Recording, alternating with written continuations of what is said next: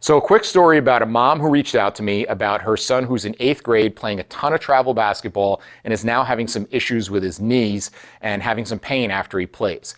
And she went on to tell me that they've been using knee braces as well as icing and elevating, and it doesn't seem to be helping. And so here's why it's not helping, because that doesn't work. It doesn't work because a brace is there to create stability.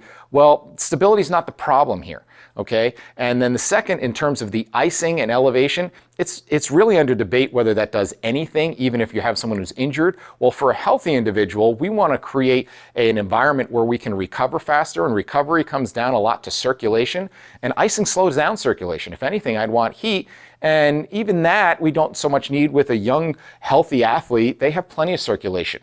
So what is it that we can do? Well, there's 3 big things that we need to address. We need to first make sure we have good mobility, and one of the primary areas is the ankle. Because if the ankle doesn't have good mobility and you can't translate your knee forward over your toe, well, all those forces are going to go somewhere, and they usually land into the knee.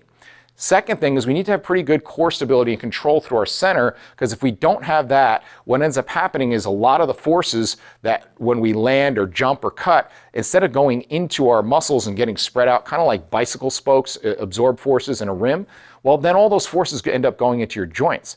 And then speaking of that, the last point is being able to decelerate, to put on the brakes. Basketball, probably more than any other sport, you are changing direction and having to be able to decelerate. And if you don't do that well, again, all those forces get jammed up into your joints. So we gave a recipe of some things to work on ankle mobility, to work on a little bit of pelvic and core stability, and some simple deceleration drills for better body awareness. And that should clean up a lot of the movement issues.